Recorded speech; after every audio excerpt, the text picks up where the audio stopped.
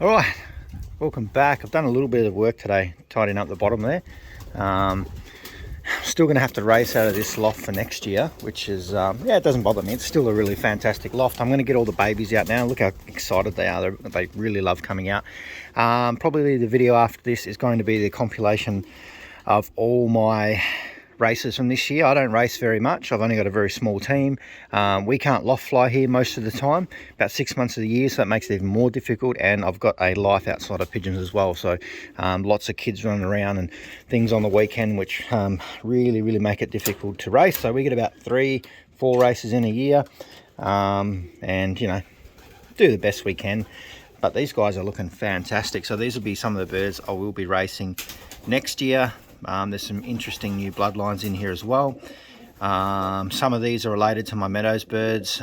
Some of these are actually, like this one here, that's related to my 3rd place in Meadows that I got on race 1. There's quite a few of those in there as well. There's another one there as well. So it'll be interesting to see how they handle where I am, because it's a horrible place out here and my birds have to fly a very long way by themselves through falcon infestation. So we're breeding early, we're getting them out early, and hopefully they stand a little bit more of a chance. But I hope you enjoy, because we'll get these guys out for a little bit of a peck around the grass. Yeah, we'll see if we can get them back in pretty easy. They've only been out a couple of times, so see how they go. All right, last one, come on.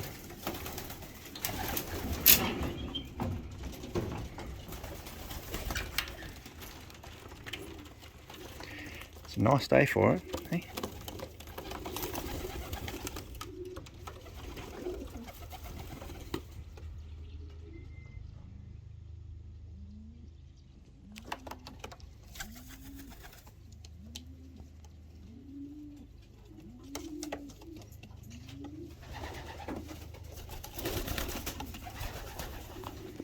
So I don't let them peck around the grass for too long. I just get them out for probably 15-20 minutes, have peck around, straight back in.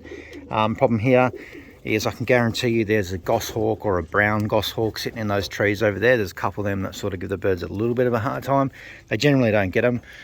But then it's the nerve-wracking part once they go up in the air, because earlier on this week when I had the other group out, I actually had 4 peregrines working my birds pretty hard. There was 2 pairs, one on the boundary of, for some reason, oh well, there we go, galahs scared them up. We've got pigeons going everywhere. So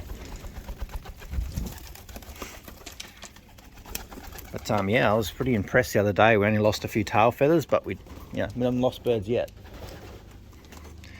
which is fantastic, because last year we copped it really hard.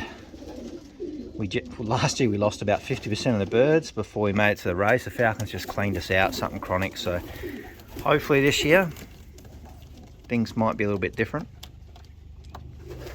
I'm taking a bit of advice from Frank McLaughlin. He's got some really good advice on dealing with falcons, so we're trying some different techniques this year. So if you haven't subscribed to his channel, go over and check it out.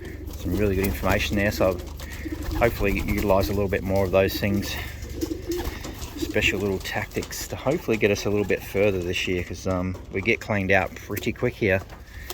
If you watch last year's videos, the falcons were here every day.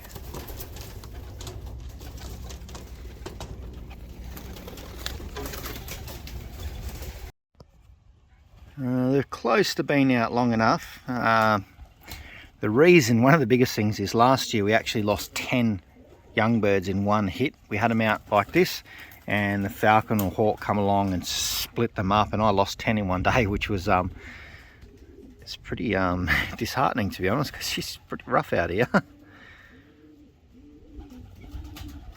don't know what these are eating.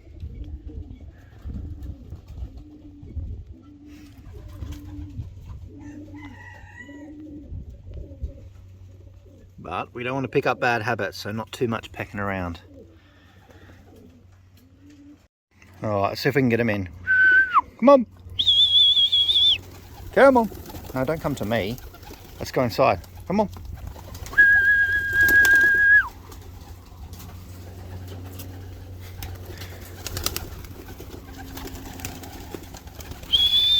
Come on.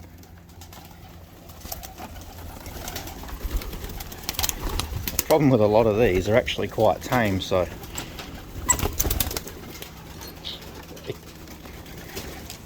come on.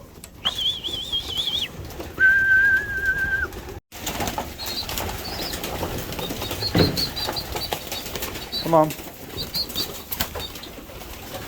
You definitely will be hungry. You're only getting one feed today, every day now. Come on. I think that's all of them.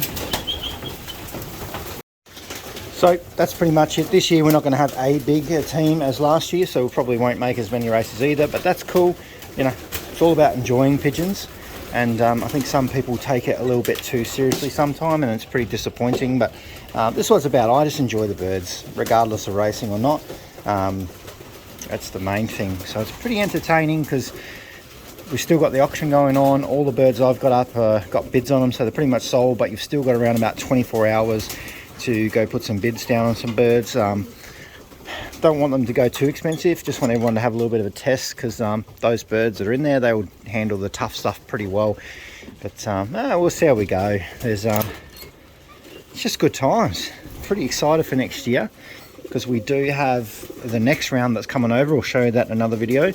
They are all going to Bundaberg one loft race, and we may or may not fly Meadow one loft race just yet. I'm not 100% on it just yet, but we may look adding a few more into Bundy one loft race, and or we may just put more in Pattaya, because that one's pretty exciting as well. So I'll see you guys in the next video. Stay tuned.